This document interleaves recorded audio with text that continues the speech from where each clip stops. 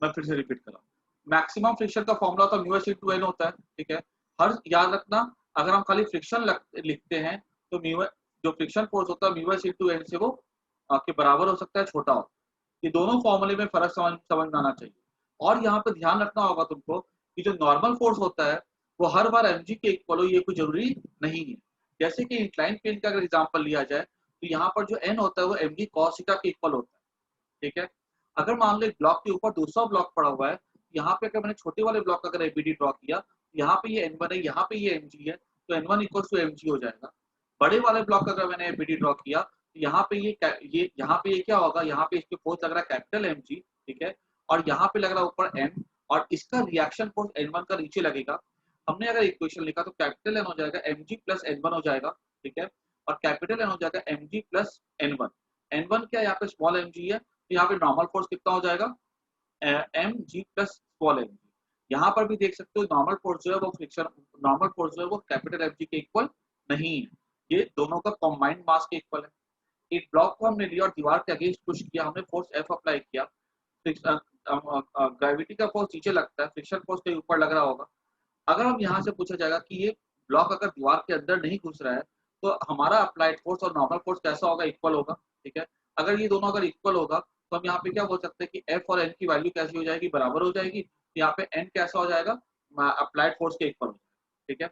Force में देखो, अगर मान लो एक ब्लॉक अगर लिफ्ट के अंदर पड़ा हुआ है, लिफ्ट अगर ऊपर जा रही है एक्सीलरेशन a के साथ, तो अगर लिफ्ट अगर ऊपर जा रही है तो हम क्या बोल सकते हैं, ऊपर लग रहा है n और mg नीचे लग रहा है, तो n माइनस mg किसके इक्वल हो जाएगा, ma के इक्वल हो जाएगा। तो n किसके इक्वल हो गया, mg प्लस ma के इक्वल हो, ठीक है। तो हम यहाँ पे केसेस में देख रहे हैं कि n और mg जो है वो इक्वल नहीं है, ठीक है। तो हमको वो चीज को ध्यान से पकड़ना होगा। अभी हम पढ़ते कोफिशिएंट ऑफ फ्रिक्शन, यहाँ पे दो टाइप के होते हैं, स्टैटिक और काइनेटिक। ये तब लगता है जब स्टैटिक फ्रिक्शन लग रहा होता है, मतलब रिलेटिव मोशन नहीं होता है। ये तब लगता है जब रिलेटिव मोशन हो रहा है। न्यूके की जो वैल्यू होती है म्यू से छोटी होती है, ठीक है। म्यू हमको बोला गया 0.5, तो न्यूके कितना होगा 0.4, ठीक है। अब समझना ध्यान से, अब मैं स्लो जाऊंगा। अब यहाँ पे ये 1 kg का ब्लॉक है। अब मान लो कि मेरे को इसका मोशन स्टार्ट करना है, कम से कम कितना फोर्स चाहिए, तो 0.5 इंटू m इंटू जी, ठीक है।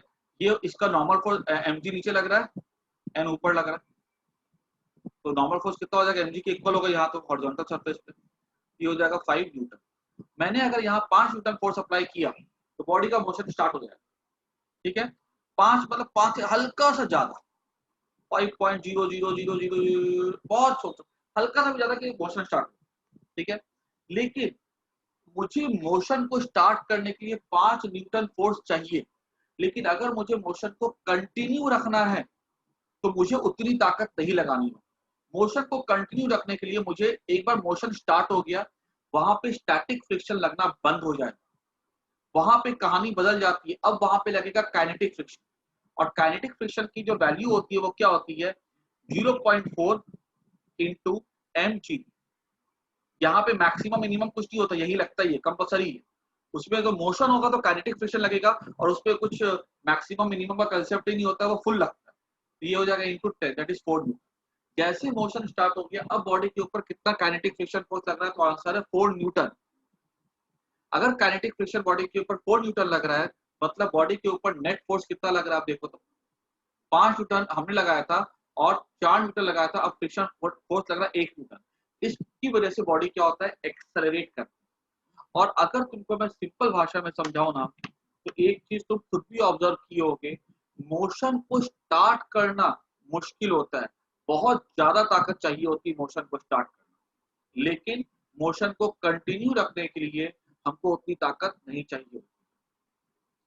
एक कार है, कार को स्टार्ट करने के लिए मान लो कि कार रुक गई है, ठीक है, वो अंदर से खराब हो गई है, ठीक है, मुझे धक्का देकर उसको आगे लेकर जाना।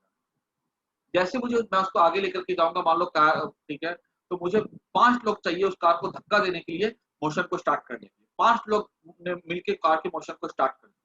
लेकिन अगर उसमें से 4 लोग अगर काम लगा देता तो कार आगे नहीं बढ़ रही, पीछे से धक्का देकर के कार का इंजन खराब हो गया। अब क्या हुआ, कार का मोशन जैसे स्टार्ट हो गया, 5 लोग में से एक आदमी निकल गया, खाली 4 ही लोग, तो 4 लोग में भी इतनी ताकत होगी वो कार के मोशन को कंटिन्यू रख सकते, ठीक है। तो याद रखना है स्टैटिक फ्रिक्शन जो होता है वो काइनेटिक फ्रिक्शन से बड़ा होता है, और ये कारण होता है कि मोशन को स्टार्ट करना मुश्किल होता है, लेकिन उसको कंटिन्यू रखना इजी होता है। ठीक है, आई थिंक सबको, रिचित तुमको डाउट तुम्हारा क्लियर हो गया तो तुम पूछ रहे थे। Yes sir. हाँ, अब देखो, इससे हम लोग कंक्लूड क्या करते हैं, वी कंक्लूड, इस लाइन से हम लोग कंक्लूड क्या करते हैं जनरल भाषा में, we conclude to start a motion is difficult in order to keep it moving।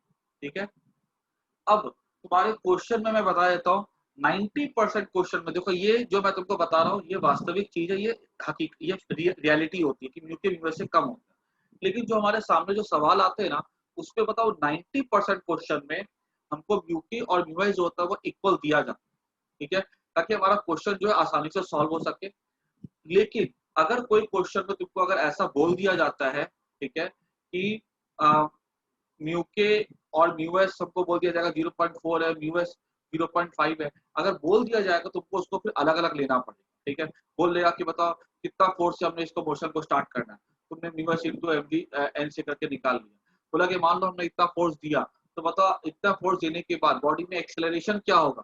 ठीक है, तो तुमको वहां पे फिर एक्सेलरेशन देने के लिए फ्रिक्शन फोर्स के लिए कौन सा फॉर्मूला यूज करना होगा, 0.5 mg। ठीक है, तो फिर तुम उसकी हेल्प से निकाल लोगे कि हमारा अप्लाइड फोर्स जो था हमने कितना अप्लाई किया था।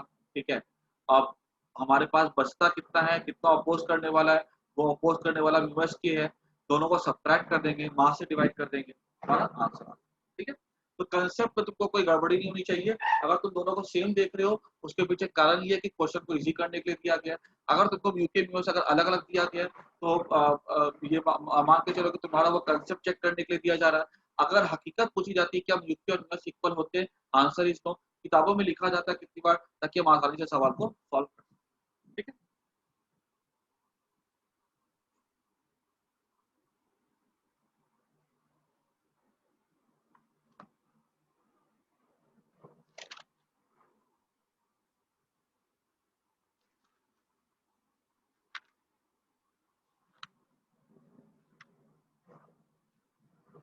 अब इसके बेसिस पे देख लो एक चीज और,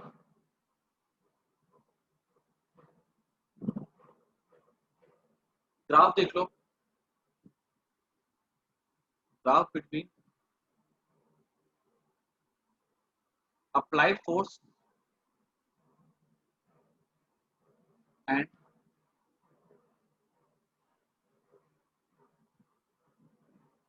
फ्रिक्शन।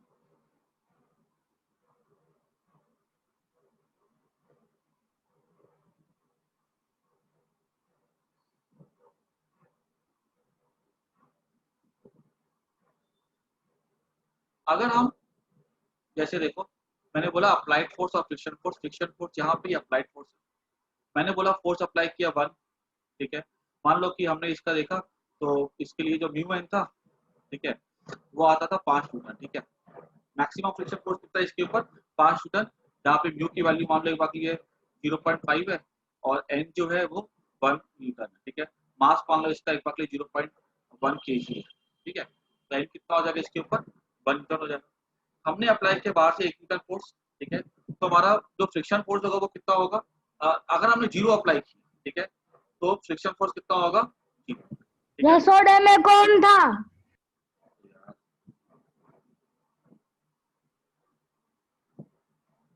ठीक है, अगर हमने अप्लाई किया फ्रिक्शन फोर्स, अगर 1 न्यूटन, 0 अप्लाई किया तो फ्रिक्शन फोर्स कितना होगा, 0। हमने अप्लाई किया अगर फ्रिक्शन फोर्स, हमने अप्लाई किया बाहर से फोर्स 1, तो फ्रिक्शन फोर्स कितना होगा, 1। हमने अप्लाई किया 2, तो फ्रिक्शन फोर्स कितना होगा, 2। ठीक है, हमने 3, फ्रिक्शन फोर्स 3। हमने 4, फ्रिक्शन फोर्स 4। हमने 5, फ्रिक्शन फोर्स 5। हमने 6, फ्रिक्शन फोर्स 6 नहीं करेगा। ठीक है, क्योंकि अब इसकी मैक्सिमम वैल्यू कितनी है, 5 है, तो हम जैसे जैसे फोर्स अप्लाई करते हैं बाहर से बढ़ाते हैं, फ्रिक्शन फोर्स की वैल्यू क्या होती है, वो बढ़ती चली जाती है। ठीक है, अब इसके बाद क्या होगा देखो जरा,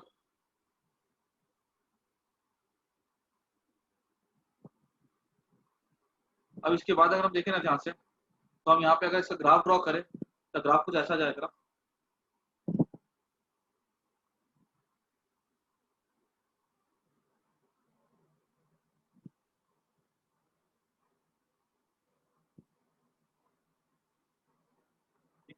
ये पॉइंट को मैं थोड़ा अच्छे से लेबल कर देता हूँ।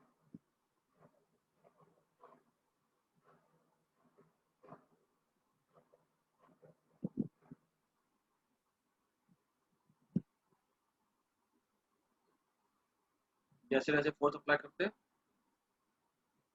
ठीक है, बढ़ा, ठीक है।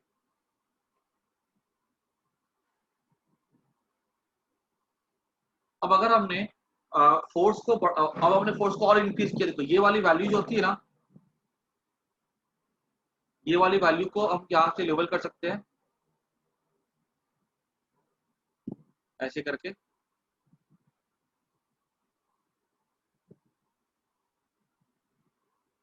ये वाली वैल्यू कितनी है, this is equal to mu into maximum force, ठीक है। And when do we obtain it, और a particular value of F, ठीक है। अब अगर मान लो मैंने अब फोर्स को और बढ़ाया, फोर्स को जब मैं अगर मैं और बढ़ाता हूँ ना,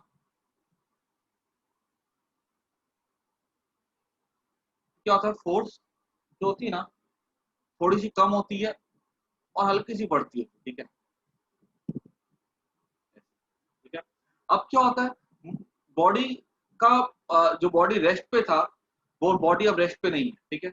हमने हल्का सा बढ़ाया ना फोर्स इसके, तो वो बॉडी अब रेस्ट पे नहीं है, अब बॉडी मूव करना स्टार्ट कर देगा। जैसे बॉडी मूव करना स्टार्ट कर देता है, ठीक है, उसके बाद जो भी फ्रिक्शन फोर्स होता है वो क्या होता है, कम हो जाता है। अब कौन सा फोर्स लगेगा, काइनेटिक फ्रिक्शन लगेगा, ठीक है।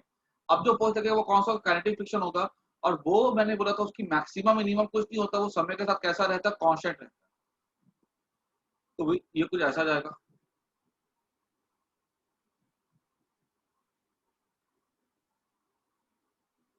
है ना। और अगर मान लो मैंने इसकी वैल्यू को यहाँ पे दिखाया, अगर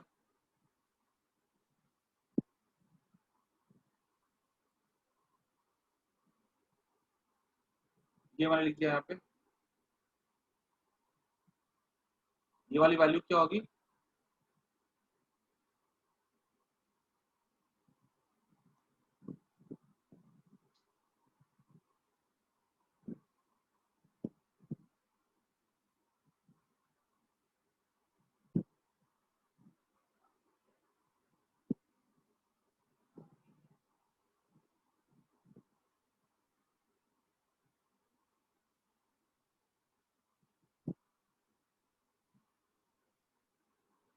ये मेरा हो जाएगा एक्स, ठीक है, फ्रिक्शन फोर्स। ये वाली वैल्यू क्या हो जाएगी मेरी, वी इंटू एन हो जाएगी, ठीक है। और ये जो वैल्यू जो है ना, जो जो मैंने स्टेट ड्रॉ किया इसको,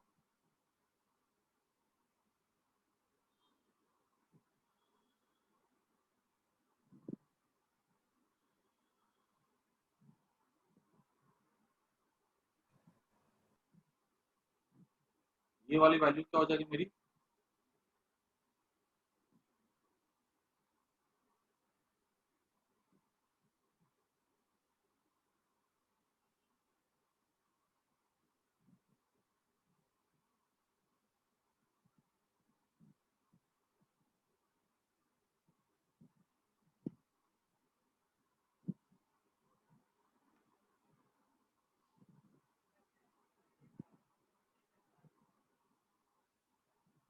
ये वैल्यू हो जाएगी मेरी म्यू के एन, ठीक है। और यहाँ पे चूंकि लाइन तो इधर जा रही है ना, इसलिए मैं इसको क्या करता हूँ, डॉटेड लाइन से लिखता हूँ।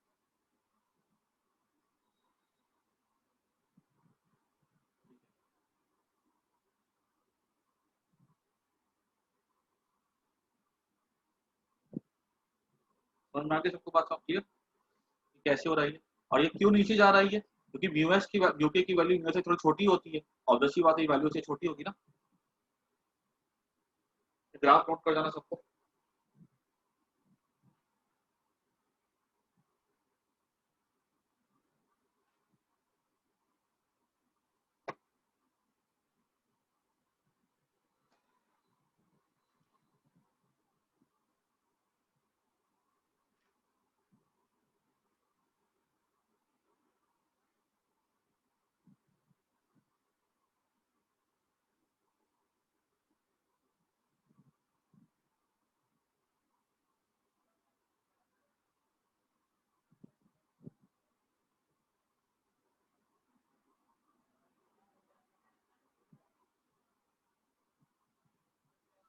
पूरे इतना क्लियर पूछो, जब आगे देखो।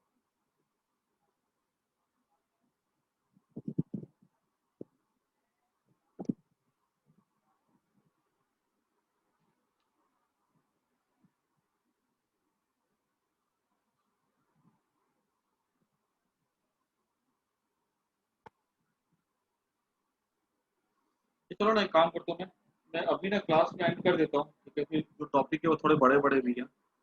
तो अब कल ना मैं क्लास लूंगा, ठीक है, और कल देखता हूँ, कल या तो मैं फिक्शन को आगे कंटिन्यू करूंगा, ठीक है, और जो भी डाउट्स थे जैसा होगा मैं तुमको इन्फॉर्म कर दूंगा, ठीक है। मैं अभी क्लास एंड कर देता हूँ।